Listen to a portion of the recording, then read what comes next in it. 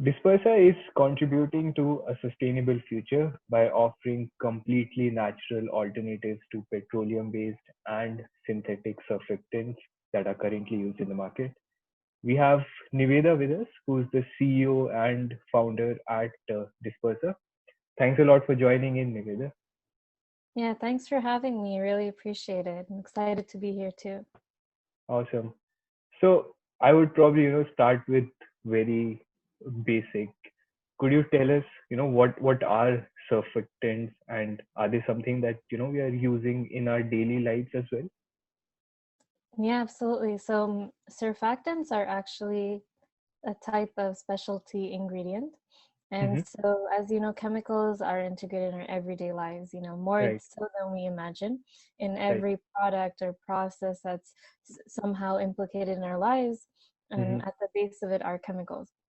Right. So, surfactants are a type of specialty chemical that are found at the heart of many products we use each day Okay. in hand soaps, in Mm-hmm. detergents, surface cleaners, especially now during the pandemic. Most of these products are being used, as well Right. as other industries like cleaning products, remediation, agriculture, cosmetics. It's Mm-hmm. a very versatile ingredient that is Mm-hmm. probably in our daily lives, whether Okay. we know it or not. Okay. Okay. And at Dispersa, you are manufacturing biosurfactants, which are, an alternative to petroleum based and synthetic surfactants. So how and why are they, a more sustainable solution? Right, exactly. So current surfactants are mainly petroleum derived, and Okay. so it is dependent on the petrol fossil fuels, and Mm-hmm. so they are non-renewable. And Mm-hmm. so within the scope of how it's manufactured, as well as the composition of how it's synthesized, Right. the majority of current surfactants are developed in this way. But Mm-hmm. what we do at Dispersa, and also what our mission is to now deliver natural and, of course, biodegradable alternatives that are petroleum free. So Okay. essentially, we're providing the same functionality as these ingredients, Mm-hmm. minus the environmental impact. Oh, awesome. Okay. Okay. And in which industries is, Dispersa's technology, in which industries can it be used? Yeah, absolutely. So, for example, the current surfactant industry, what Uh-huh. we have are these petroleum-based surfactants as well as eco-surfactants that are still Right. petroleum derived, but they might be Mm-hmm. biodegradable. So what we're trying to do is really drive home the message of green chemistry. And now instead of using petroleum derived products to still have the same functionality and the same high value of the material, but with a Yeah. greater sustainable impact. Uh-huh. So, in terms of where these products could be used, so at Dispersa, what we do is we harness the power of microbes to deliver Okay. a natural alternative to the synthetic chemicals. The Mm-hmm. first line of products that we're focusing on are called biosurfactants. Mm-hmm. And this is I would say, like another group of surfactants that are being developed that are completely ecological.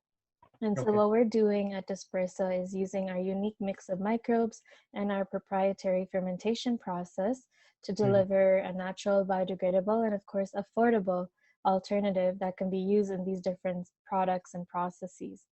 Right. So, for example, in terms of different industries, what we have are, like I mentioned, cleaning products, Yeah. personal care, so cosmetics. One area that we wish to grow into as well is the energy sector. For Mm-hmm. example, how we remediate our soils and waters and how we can sustainably decontaminate pollutants. And so that's sort of an area that we're going to be growing into in the future as well. Okay. Okay. And I was reading like you would probably in the future use it in the cosmetics industry as well. Is that so? Yeah, so basically, surfactants could be used in cosmetics. So, surfactants are already used in cosmetic products. Okay, And okay, so, what we're essentially producing could be functionally plug and play type of okay, usage in those right. different products. So Uh-huh. essentially, instead of using the petroleum-based surfactants, now there is a greater interest or amplified need for these Mm-hmm, types of ecological bio-based alternatives.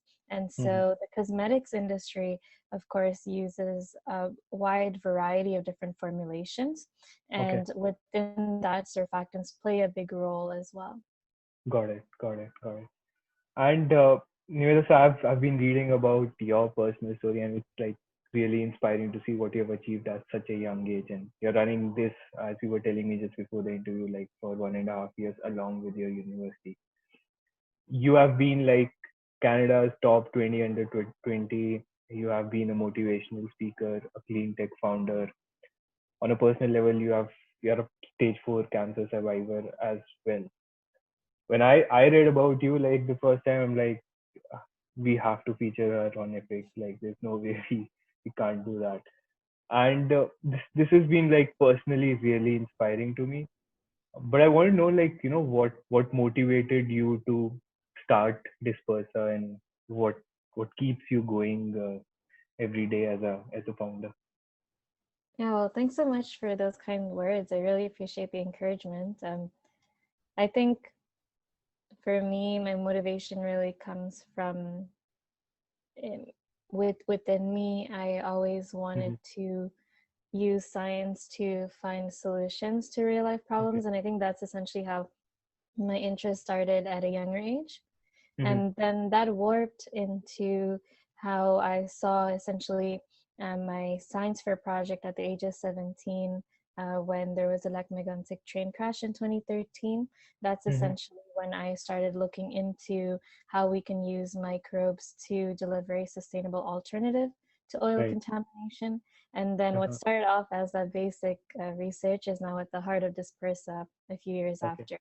But the initial motivation for me at that time was, you know, science holds the answer to like so many global challenges. And Right. what if we can just use initial research but then develop it into a fully commercialized solution and Uh-huh. make it useful for society rather Right. than it just being research. So Hmm. I feel like my motivation stemmed from that, like being able to take the leap into entrepreneurship to make that research come to life. Yeah. And like you mentioned, my cancer diagnosis and going through that as well did play a Hmm. part as well in my motivation to want to pursue that. So of course, Hmm. in when I was diagnosed, actually, at that time, there was a lot of uncertainty, whether I would be Right. alive or not, and whether I would, be alive here now, 4 years after. And Right. so I think really what motivated me was I made a promise to myself saying, if I come out of treatment and I'm in remission, that I'm going to spend every day, living my dream and making sure that I make use of this one life that we have and how Hmm. precious our time is on earth. And Right. so essentially after treatment, and I was really Uh-huh. grateful to be in remission as well. So now it's 4 years that I'm in remission. And for me, I just wanted to be able to make that dream come true and to Hmm. be able to help society in some way that I can. And for me, that's through science. And kudos to you. You have like fought this battle and come a long way. So I'm sure like everyone who would be watching this, it would be a great inspiration for them. And yeah, you make it like sound very simple. Science has the solution for everything. But I'm sure like while working on Dispersa, like founding it and running it on a day-to-day basis, you would have had your own set of challenges as an entrepreneur. So what were like some of the biggest ones that were also turned into a great learning experience for you? Yeah, absolutely. I mean, I think with any journey, there's bound to be challenges, but how I see it is that challenges only make you come closer to achieving your Hmm. goal. And so I Hmm. think it's part of the natural process. Like, Right. instead of being averse to challenges, you should welcome challenges and Hmm. welcome failures. And I think that's essentially how I started looking at it, especially Hmm. after going through cancer and coming out of that. I Right. think that the the outlook on how challenges Hmm. are very much part of the journey is something important to grasp. And so, for me, naturally, I knew that my entrepreneurship journey would be riddled with challenges, but you Yeah. know, it's exciting. I think there's always going to be ups and downs, and Hmm. what might be my challenge might not be another entrepreneur's challenge. I really Right. feel that every entrepreneur has their own journey, has their own Hmm. adventure, and it's just all part of the learning process. For me, this was my first venture, of course, and I started it, like you mentioned, during university. And so there was a lot of things that I had to learn and still learning.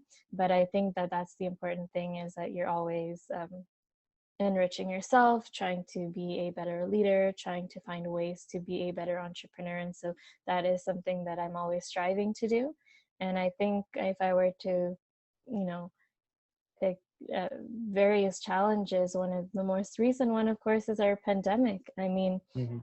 for a business owner and an entrepreneur, especially as an early stage startup entrepreneur, there's no manual or instruction Right. guide on how to navigate a business through a pandemic. I mean, this is something that we're all going through Yeah. together and totally new.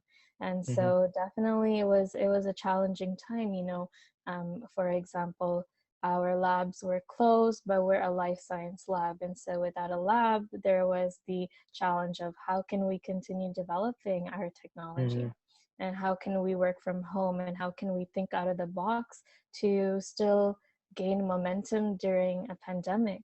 And so that really shaped how our roadmap is going forward, especially now we're back at the labs as of May, thankfully. And we're taking all the necessary precautions, but it was definitely, a challenging time. We don't know what lies ahead, but Right. I'm really grateful to have an amazing team who is super understanding and just really great to work with. And so they definitely make my life easier, as well as we face Yeah. those challenges together. Right. Right.